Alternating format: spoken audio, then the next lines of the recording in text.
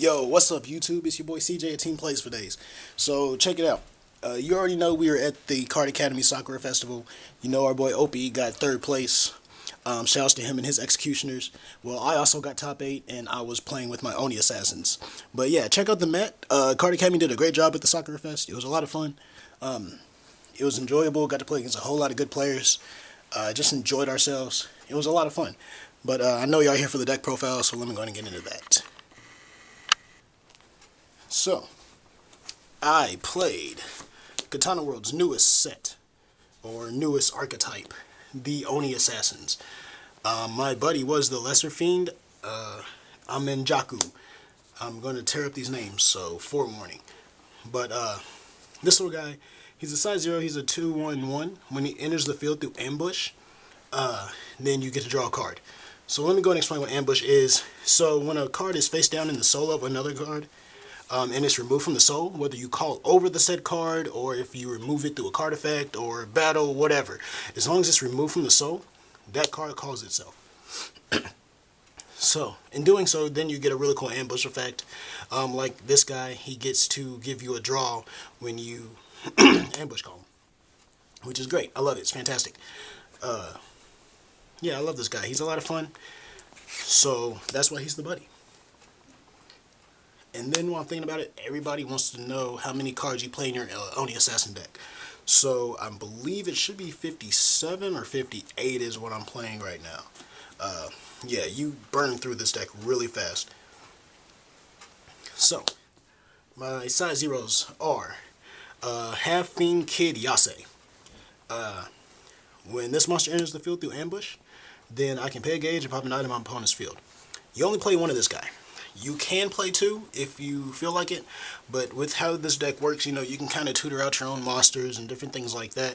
But the only reason I really only play this guy at 1 or recommend him at 1 is because a lot of cards or a lot of items in this game right now are like can't be destroyed cards. Like, you know, you can't destroy Arc Dragon Sword, or you can't destroy Dragon Forces, or you know, whatever. You can't destroy items a lot. So this is only for those cards that you can actually pop.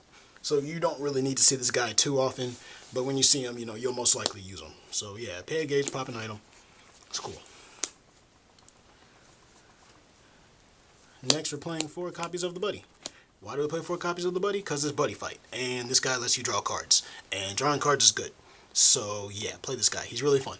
I like, you know, since he's a size 0, he's a lot of fun because you can like have your size 3 on the field, and then he comes out and he gives you a draw, and then, you know, if you get him during your opponent's attack phase or something, and you draw into like another shield, or, you know, you draw into something stupid, you can do a whole lot of shenanigan plays with this guy.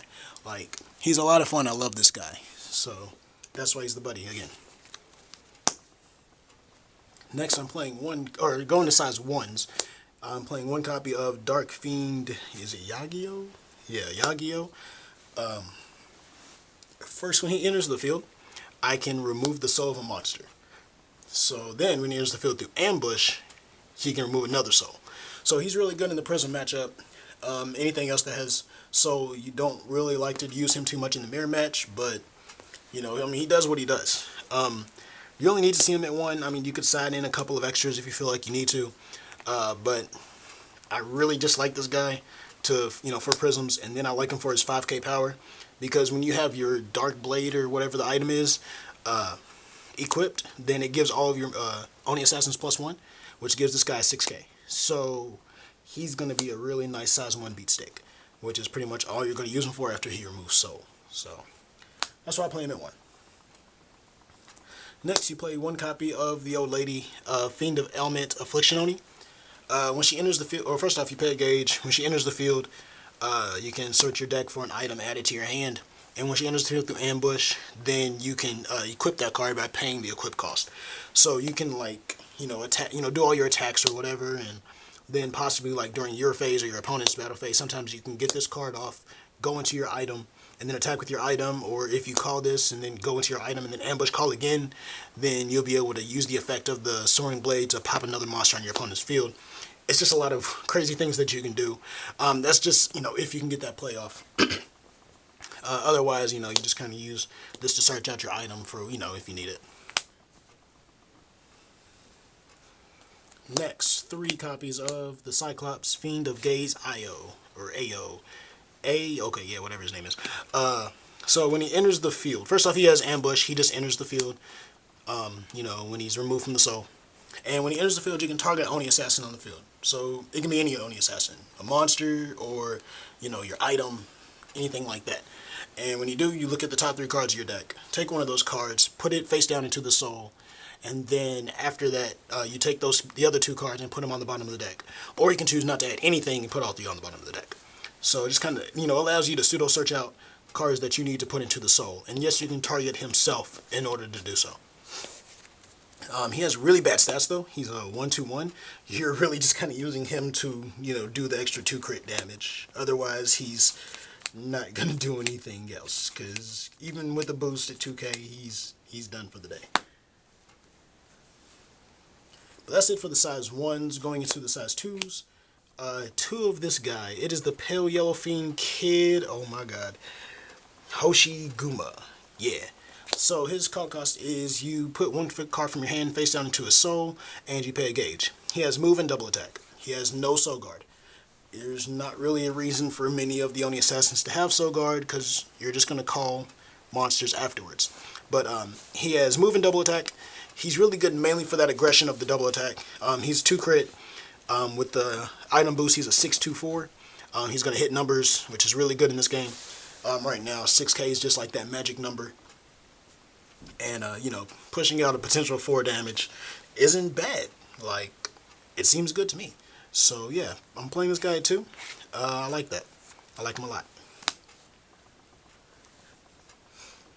Alright, so next we're playing 3 copies of Little Red Riding Hood. The Red Lady Oni, what is it? Kiraha? So, she's fantastic.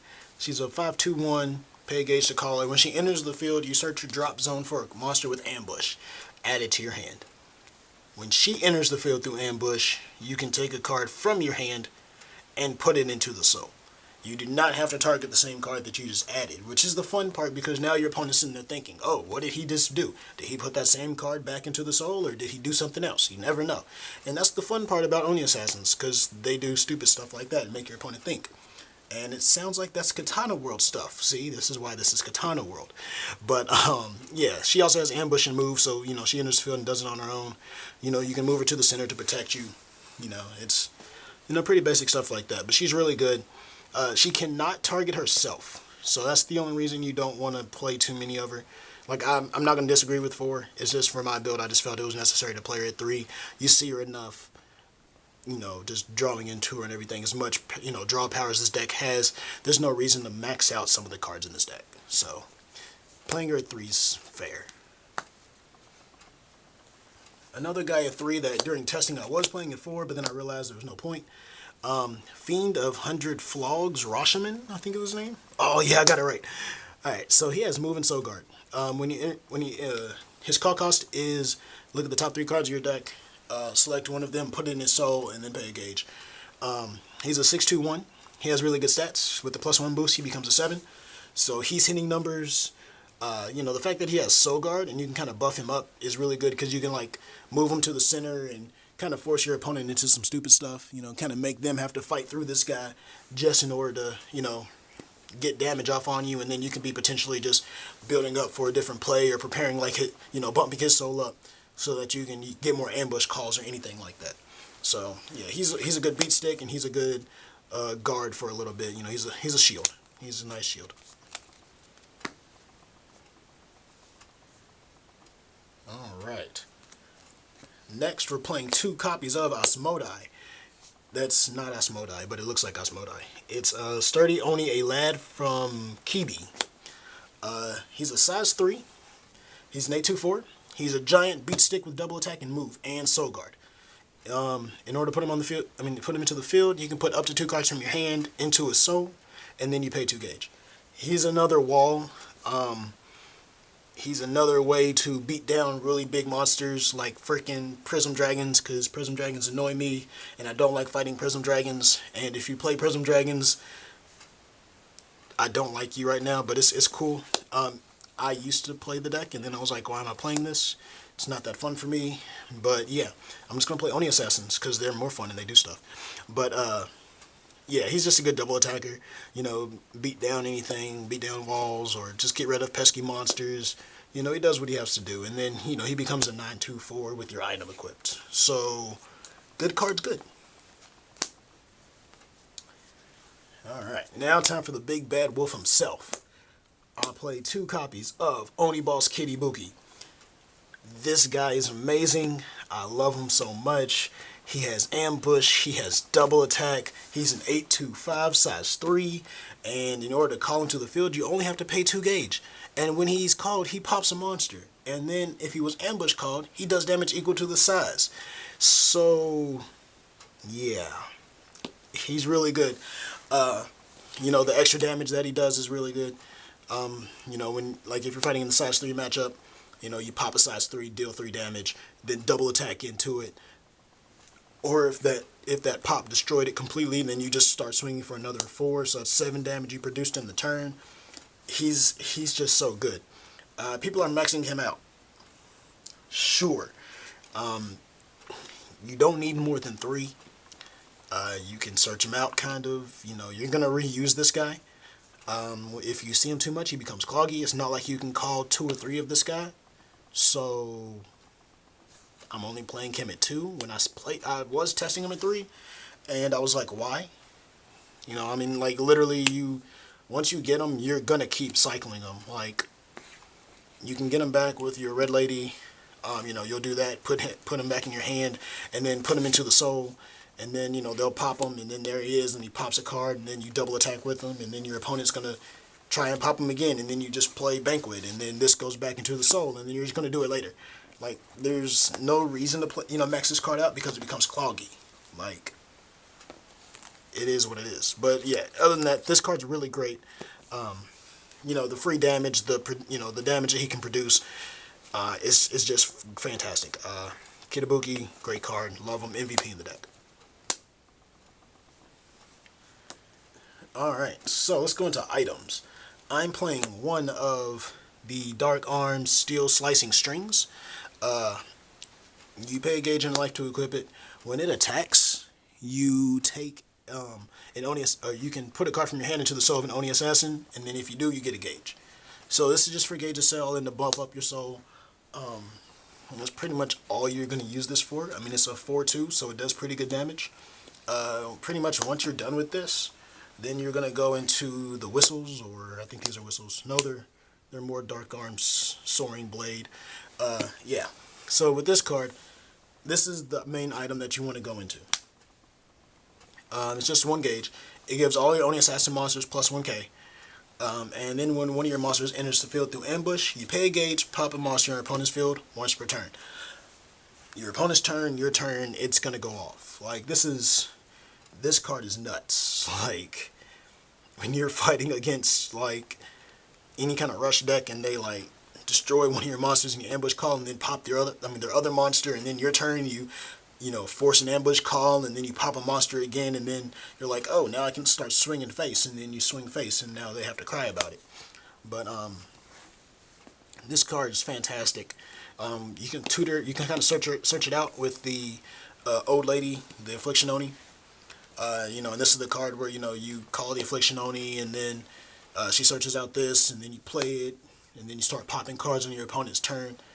It's a lot of fun, and then you can, like, put soul into these Oni Assassin items too, so that no matter what you have on board, your opponent's kind of freaking out because you always have soul in something.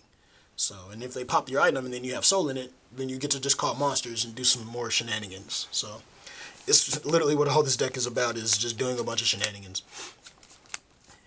Again, it's a lot of fun. That's it for items. I'm playing 3 of the Impact. It is Dark Skill Eerie Wailings. So what this does, it has 2 effects. You pay 2 gauge no matter what. But if it's activated during final phase, what you do is target a monster on the field, and it has to be an Oni Assassin, and then you put up to 2 cards from your deck into its soul. So you target, add 2 cards into the soul, then you start you know, getting prepared for your ambush effects and your other effects like your spells and stuff that can do things when they're in the soul, which we're about to get into in a little bit. But yeah, the other effect is you pay 2 gauge to activate is counter speed, remove the soul of everything on the field. So this literally just annihilates all the Prism Dragon soul. It annihilates your soul. It annihilates anything except for Jaeger because Jaeger's busted. But yeah, just remove soul and then you can potentially start a whole new turn with new monsters. Like, you know, if you have Kidabuki in the soul, you know, or you have, you know, the Little Red Riding Hood or whatever, and then, you know, you do your attack phase and then just do this, you go straight into a whole new attack phase basically. And this card just allows for so much stupid nonsense to happen. Yeah, so that's what that does. The impact is really good at 3. You don't want to put it at 2. You rarely see it. And if you put it at 4, you'll probably get annoyed by it. Unless you just produce a lot of gauge, which this deck does. Like this, I've been having games where I sit on like 12 gauge and not know what to do with it. So this helps you get rid of that gauge. And it just helps you set up a lot of plays. So it's just a lot of plays behind this card. Alright, so we're gonna get into spells. Now there's a lot of spells in this deck. Bear with me. So we're gonna play one copy of the promo Apex of Ambush. It's counter speed, destroy a size 1 or less monster on your opponent's field. Cool. It also has an ambush ability. Well, not really ambush, but it basically ambushes. It ambush activates, I guess you can say. When it's removed from the soul of an Oni assassin while it's face down, you can destroy a size 2 or less monster on the field. So you remove it from the soul, pop something. So when your opponent destroys one of your monsters and this is in the soul, that's cool. Okay, pop your other card so you can't attack me again. Like, it's pretty good. There's a lot of size 3 decks walking around, so that's why you only have to play this at 1. You can kind of toolbox it from your drop zone, you know, and kind of place it into face down with another spell that I'll talk about.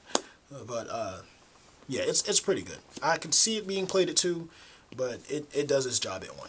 I probably used it during the tournament like twice. Next, 2 copies of Benefit. So this card is the nuts. Like, I probably would bump this up to like 3. I don't want to overdo it at 4, but I could see it at 4. So the cost is you put a size 2 or less monster on the field into your drop zone. That's the call cost. So you're already going to activate your ambush effects. Then, it is counter speed, of course. When you do, you get a gauge and 2 life. So you're going to boost your life back up and you get a gauge. This card is so good. You can kind of stop penetrate, or you can stop penetrate with this. Your opponent's going to attack your monster, you benefit it, and then you get 2 life because your opponent was like, oh no, now I can't do anything, and then you're like, yay, now I get the ambush call and pop, pop, pop, pop, pop, pop, pop, pop, and do stupid stuff like that. So yeah, benefit's good. I love this card. Like I said, it's just like you can use benefit to avoid a whole lot of different things. For everybody that's heard, of course, we've heard about the player that survived the impact card because they play benefit. So yeah, I actually did something similar to that myself, and during the tournament, and it was about to get destroyed, and I said, okay, no. I think I was playing against Prism Dragons, and they were playing their impact. They said, okay, you take 4 damage. I said, I'm going to sacrifice my monster, and I gain 2. So I still survived, and then I tried to play it out. I think I lost that game still, but hey, it is what it is. But you know, this card is just really, really good. I'd probably bump it up to 3, possibly. Next, we're going to play the Oni Assassin Shield at 3, which is Midnight Bodyguard. So you can only cast it during attack on your opponent's turn, and you have to have an Oni Assassin on the field. Counter speed, nullify the attack. Then you can remove, you can take a soul and then put it into the drop zone. And if you do, you get a gauge and a life. And of course, you're going to get your ambush effect. So it's just a really nice shield to have in the deck. At first, I wasn't playing this, and I learned as I was playtesting, I actually need shields. Like, you actually have to stop some of your opponent's attacks. Like, when you're against a rush deck, they're going to outrush you if you can't stop them. So, using this to remove soul and then get your ambush effects off later is actually really good. So, do play this card. Like, I know I saw some builds or whatever, and they were not playing this, and I'm like, okay, well, this makes sense to me too. And then I started testing and was like, why are we not playing good cards? So, Playing Midnight Bodyguard at 3. Next, 3 copies of House of Assassins Oni Convoy. Another card people are maxing out. I don't disagree, but at the same time it gets on my nerves when you draw into it and you already have one set up and it's done its job. But it's the set spell that you take a card from your hand and put it into the soul, and when you do, you draw a card. And you can put that into the soul of any of your Oni Assassins, if I remember right. Yep, put one into the soul of an Oni Assassin. So, you know, it's just free draw. It comes in handy. It's really useful. Yeah, so free draw. Free draw is good. And free soul buffing is good. So, yes. Next, I'm playing 3 copies of Banquet of the Unrighteous. So, this is that new Katana World, Darkness Dragon World dual card. So, when you use this spell, what you can do is use one of two effects. You can choose to look at the top 3 cards of your deck, select a monster, add it to your hand, and get rid of the other 2 and put them in drop. Or what you can do is you can put a card from your drop zone face down into the soul of another card on the field. So this is the card I was talking about that allows you to reuse like your Kitabukis or any other card that you want to reuse, like your spells, like your your Apex, things like that. So this card's really good. I'm not gonna lie, I kind of want to cut it down to 2, but playing it at 3 isn't terrible. It's just an idea that I'm thinking about with the deck. After playtesting and then with its performance during the tournament, it's a really great card. I just feel like I've never really used it more than once or twice, so there's no need to overuse it, to have too much of it in the deck. But then again, you want to see it. So it could get cut to 2. I wouldn't play it at 4 because it is a once per turn card, but you don't want to. 3 is probably the best number. Like, I'm indifferent now. Probably 3's good. Next, we're playing 4 copies of Hiding Oni. This card is, oh my god, this card. Call cost. Remove a soul of a card on your field. Like, in this deck, that's basically saying activate your effect in order to get another effect. So what this does is when you do that, you get a gauge and you draw 2. So you plus for plussing. It's amazing. It's the draw card of the deck. It's self-explanatory. You get a gauge and 2 draw just for removing a soul and activating an effect, basically. Like, I don't know what Bushiroad was thinking doing this, but I am not disagreeing with them. So yeah, that's Hiding Oni. It's good. You use it to activate your effects, and then you get pluses for doing so. Next, we're playing 4 copies of Under the Table. Under the Table is another spell card that can be activated when it's removed from the soul. Its normal cost, or it's normally, when you activate it on its own, you put 2 cards into your gauge from the top of your deck, and then you gain a life. So, another way to gauge a cell. This is the primary gauge a cell in the deck. When you do so, or when it's removed, I'm sorry, from the soul, then you can get 3 gauge. So, you either get 3 gauge, from removing it, or you get 2 gauge for activating it. Like, it's clutch. It's clutch. And you're going to use a lot of gauge in this deck, so it's a good way to fuel all that. Next, one of the most broken spells in the deck, in the game, is Under something, something, something. Underhanded means sneak attack. So, this card's cast cost is put a card from an Oni Assassin into the drop zone. So basically, activate an effect. And when you do counter speed, destroy a card on the opponent's field. You do so much stuff with this, it's ridiculous. You can remove a soul to pop a card, ambush call. When you ambush call, you activate its effect. You have your Soaring Blade equipped. You pay a gauge, pop a card.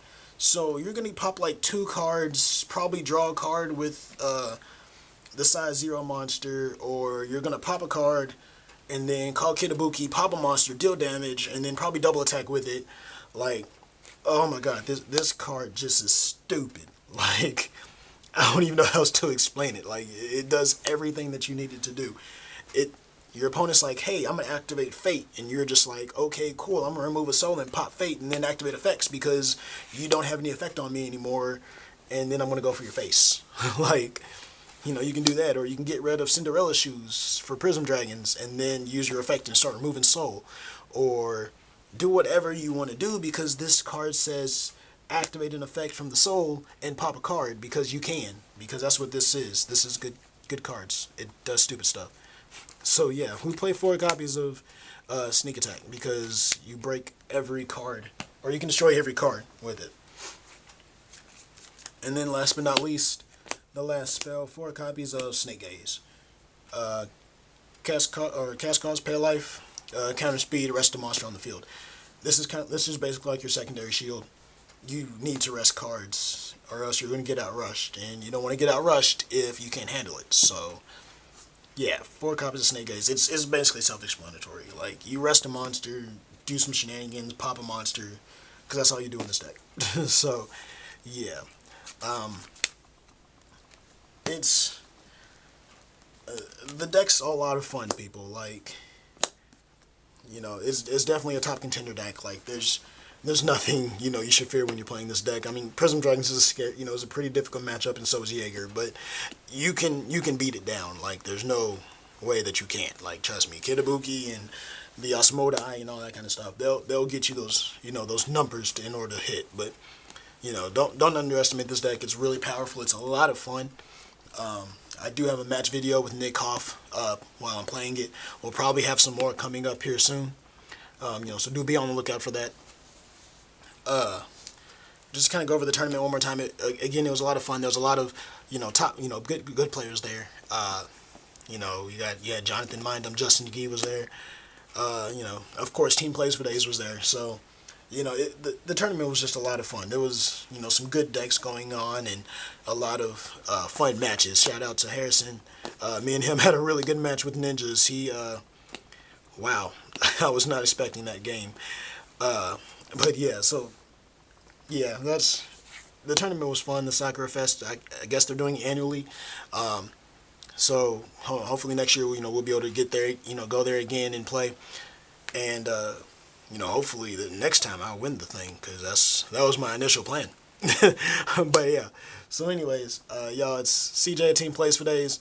Like and subscribe. You know, we'll holler at y'all later. We do have more videos coming, more match videos.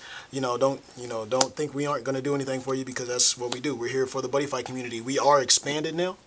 You know, shout out to our new teammates, and Matt Nelson, Khalil, we got Aaron Deaver, you know, holler at everybody. Corey Turner, you already know everybody. I don't think I missed anybody. I hope I didn't. If I did, I do apologize. Y'all can yell at me later. But yeah, it's Team Plays for Days. We'll holla.